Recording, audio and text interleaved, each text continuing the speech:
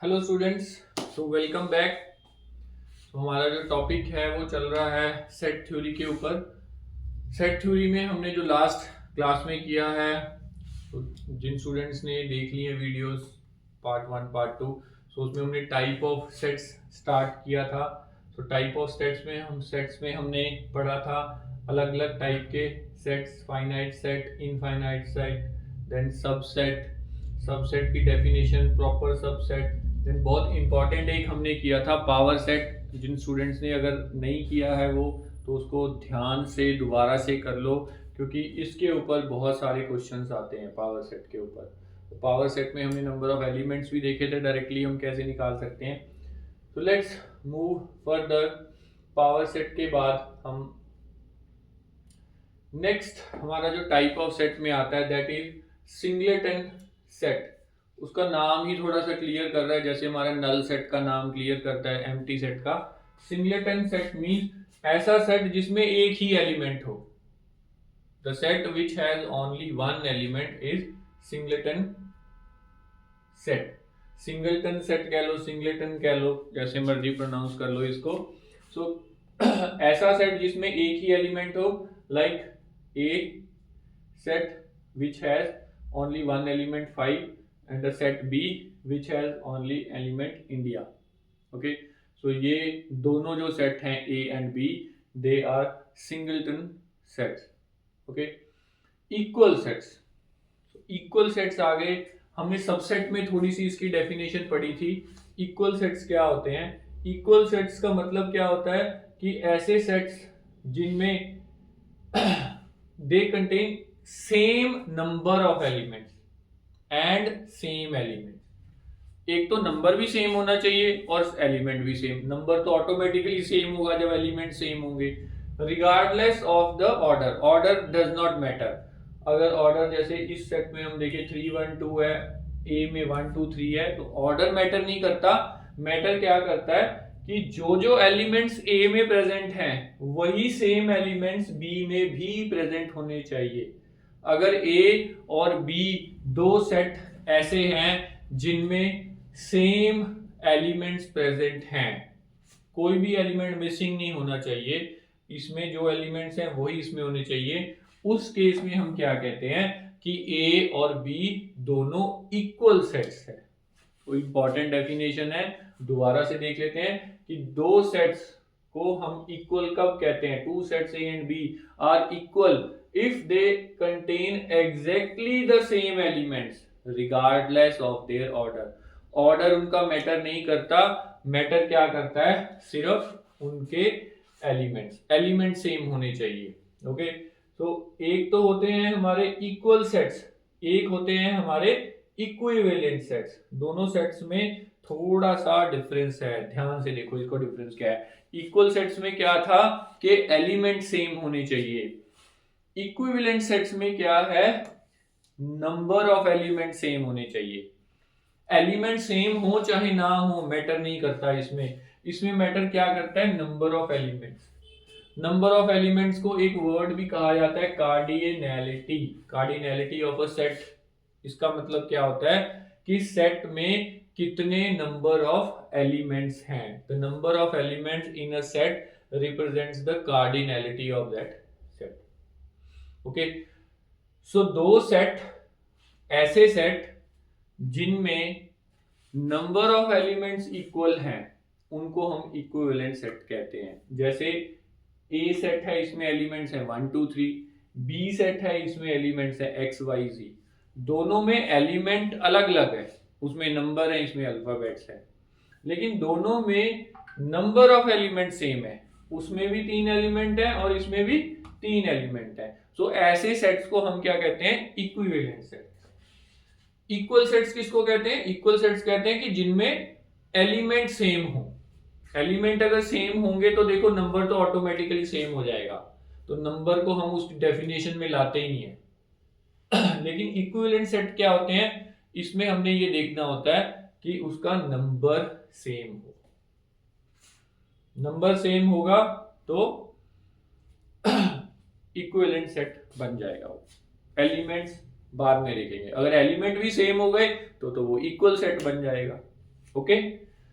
Disjoint sets, disjoint set क्या होते हैं? डिसजॉइंट सेट होते हैं ऐसे set, two sets if they have no element in common, ऐसे सेट्स जिनमें कोई भी एलिमेंट कॉमन ना हो।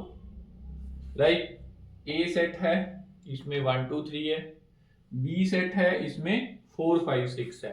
तो मैं कह सकता हूं कि इन दोनों में कॉमन कुछ नहीं है, तो उसको एक नोटेशन में लिखा जाता है, जैसे ये लिखा हुआ है ए, ये सिंबल बी।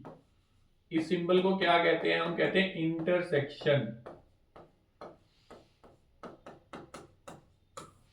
ए इंटरसेक्शन बी, इसको हम कैसे पढ़ेंगे? ए इंटरसेक्शन बी, मतलब ए और बी सेट, इन दोनों सेट में अगर कुछ कॉमन आ रहा है तो वो ए इंटरसेक्शन बी रिप्रेजेंट करेगा। मतलब ए इंटरसेक्शन बी एक सेट होगा, उस सेट में कौन से एलिमेंट्स आएंगे? जो ए में भी होंगे और जो बी में भी होंगे। लेकिन डिसजॉइंट सेट क्या होते हैं? डिसजॉइंट सेट वो सेट होते हैं जिनमें A intersection B null set होता है, फाई होता है, खाली होता है, उसमें कोई एलिमेंट ही नहीं आता। एक सेट है ए, एक सेट है बी, इसमें है 1 2 3 एलिमेंट्स, इसमें है 4 5 6। तो देखो उनमें कुछ भी ओवरलैपिंग नहीं है, उसमें कुछ भी कॉमन सेट नहीं है, कोई कॉमन एलिमेंट नहीं है, सॉरी। सो इसको हम कहेंगे कि ये दोनों क्या हैं? Disjoint set. Okay, so I think ये डेफिनेशन क्लियर है। So let's move further. Overlapping sets, overlapping set क्या होते हैं? देखो ओवरलैपिंग सेट का मतलब होता है कि ऐसे सेट जिनमें एटलीस्ट एक तो कॉमन हो। डिसजॉइंट में क्या था? कुछ भी कॉमन नहीं है, एक भी एलिमेंट कॉमन नहीं है। लेकिन ओवरलैपिंग सेट क्या होते हैं? ओवरलैपिंग सेट होते हैं जिनमें कम से कम एक तो कॉमन हो, ज्यादा हो सकते हैं ओके, लेकिन एक तो कम से कम कॉमन होना चाहिए। ठीक है, एटलीस्ट, यहाँ पे वर्ड आ रहा है एटलीस्ट, तो उस पे थोड़ा सा एम्फेसाइज करके मैं बोल रहा हूं। एटलीस्ट मतलब कम से कम एक हो, एक से ज्यादा भी हो सकते हैं, तो उनको हम क्या कहते हैं? Overlapping set. यहाँ पे देखिए सेट ए है जिसमें 1 2 3 तीन एलिमेंट्स हैं, सेट बी है जिसमें 2 4 6 अगेन तीन एलिमेंट्स हैं। अगर हम इसका इंटरसेक्शन देखें, इंटरसेक्शन मतलब इनका कॉमन देखें, तो कॉमन क्या आता है? एक एलिमेंट 2। तो इसको हम ये कहेंगे कि जो सेट ए और सेट बी है ये क्या है? ओवरलैपिंग सेट्स हैं। क्यों? क्योंकि इनमें एक एलिमेंट कॉमन आ रहा है 2, ज्यादा भी आ सकते हैं 2। अगर यहाँ पे एक और एलिमेंट इसमें होता लेट्स से 3, सो 2 3, दो एलिमेंट्स आ जाते हैं यहाँ पे कॉमन। ठीक है, मिनिमम 1 होना चाहिए, एक से ज्यादा भी हो सकते हैं। Okay, so let's move further. Complement of a set, complement का क्या मतलब होता है? कॉम्प्लीमेंट का मतलब होता है कि अगर एक सेट है ए, तो उसका कॉम्प्लीमेंट क्या होगा? जो उसमें एग्जिस्ट नहीं करते, उस सेट में एग्जिस्ट नहीं करते, उस सेट से बाहर हैं, यूनिवर्सल सेट का हिस्सा है लेकिन उस सेट में नहीं है। जैसे हमारे पास यूनिवर्सल सेट है लेट्स से 1 2 3 4 5, यूनिवर्सल सेट की हम डेफिनेशन कर चुके हैं लास्ट क्लास में। ओके, तो यूनिवर्सल सेट में हमारे पास 1 2 3 4 5 एलिमेंट्स हैं और एक सेट है ए जिसमें 1 2 3 है। तो ए का कॉम्प्लीमेंट क्या होगा? उसको डिनोट कैसे करते हैं? ए डैश। अब ए डैश एक ऐसा सेट होगा जिसमें वो सारे एलिमेंट आएंगे जो ए में नहीं आते लेकिन यूनिवर्सल सेट में आते हैं, मतलब ए से बाहर है वो। सो 1 2 3 से बाहर कौन कौन है? 4 5। सो अगर हम इसको ऐसे रिप्रेजेंट करें कि एक U है यूनिवर्सल सेट और उसके बीच में एक A है जिसमें आते हैं 1 2 3, सो 4 और 5 A से बाहर आ गए। सो 4 और 5 क्या है? A का कॉम्प्लीमेंट है, A's कॉम्प्लीमेंट। A से बाहर है लेकिन यूनिवर्सल सेट के अंदर है, so that is called a compliment of a set. Okay, so I think के टाइप्स ऑफ सेट हमें बिल्कुल क्लियर है। सो हमने सेट में लेक्चर्स में बेसिक चीजें पढ़ ली हैं, 3 लेक्चर्स में हमने सेट की हमारी बेस बिल्ड हो गई है। जिन स्टूडेंट्स ने पिछली क्लासेस नहीं देखी तो पिछले लेक्चर्स पहले देख लीजिए, ये कंप्लीट कर लीजिए। नेक्स्ट लेक्चर में हम ऑपरेशन ऑन सेट्स पढ़ेंगे, very important. But operation of sets हम तभी पढ़ सकते हैं जब आपने ये तीनों लेक्चर्स प्रॉपरली लगाए हुए हो। ओके, तो थैंक यू सो मच।